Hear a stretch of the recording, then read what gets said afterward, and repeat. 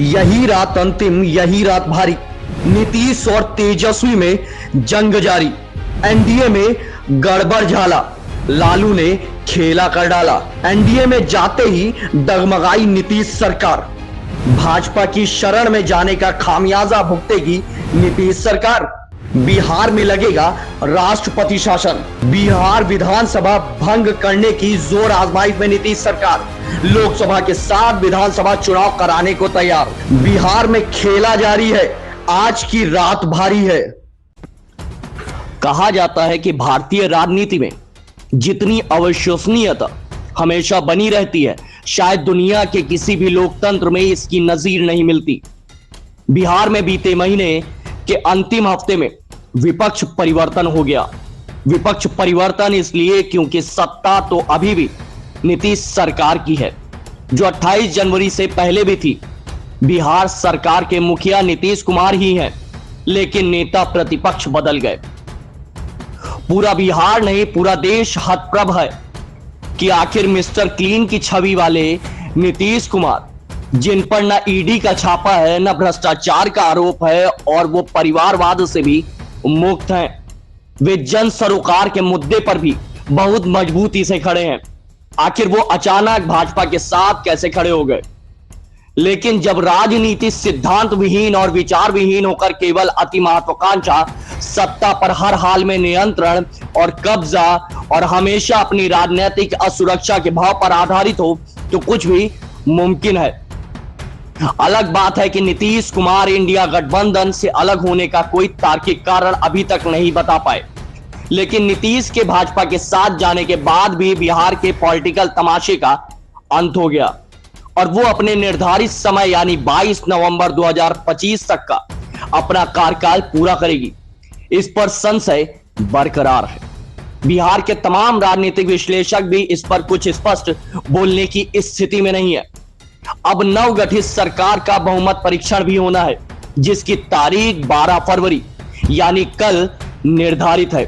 कल ही विधानसभा स्पीकर अवध बिहारी चौधरी ने कह दिया कि वो फ्लोर टेस्ट से पहले इस्तीफा नहीं देंगे। अब सरकार विश्वास मत हासिल कर पाती है या कोई नया राजनीतिक घटनाक्रम सामने आता है, ये तो 12 फरवरी यानी कल पता चलेगा। लेकिन इससे इतर बिहार के राजनीतिक गलियारों में प्रति घंटे की रफ्तार से इस बात की चर्चा तेज होती जा रही है कि बिहार भर में महीने के अंदर विधानसभा भंग हो सकती है। ऐसा मानना है कि पटना के कई स्थानीय पत्रकारों का अंदर खाने की खबरों के मुताबिक यह खबर लगातार चल रही है कि नीतीश भाजपा के साथ इन्हीं शर्तों पर आए हैं कि बहुमत परीक्षण के बाद बजट सत्र और उसके बाद कैबिनेट की बैठक बुलाकर बिहार विधानसभा भंग करने की सिफारिश राजभवन को भेज दी जाएगी। नीतीश कुमार के बारे में लगातार यह चर्चा चल रही थी कि नीतीश कुमार हर हालत में लोकसभा के साथ विधानसभा का चुनाव भी चाहते हैं। बिहार में लोकसभा की 40 सीटें हैं और 2019 में जेडीयू के साथ चुनाव लड़कर भाजपा ने 40 में से 39 सीटें जीती थी। इस कारण भाजपा के लिए नीतीश की शर्तें मानना उसकी राजनीतिक मजबूरी है।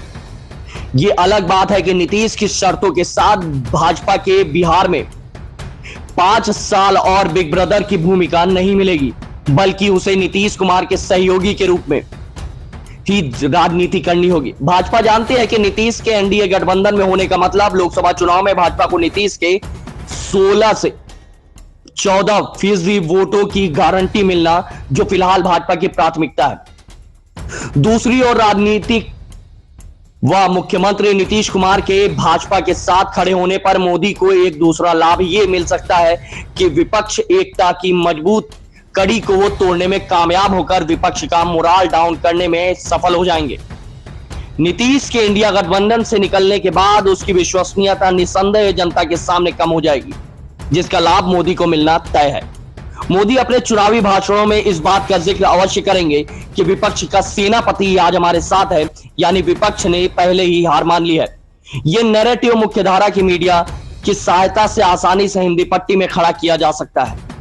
वहीं अब यह बात भी साफ हो गई है कि बिहार में लालू ने बड़ा खेला कर दिया है, क्योंकि अंदर खाने की माने तो नीतीश के फोन का 4 विधायक अब जवाब नहीं दे रहे हैं, और जो विधायक फोन पर जवाब भी दे रहे हैं वो पूर्णतया स्पष्ट नहीं है कि वो नीतीश के साथ हैं कि आखिरकार वो लालू के साथ हैं। दोनों खेमों में अब आखिरकार सरकार कैसी बनती है या राष्ट्रपति शासन लगता है, यह बड़ा सवाल रहेगा।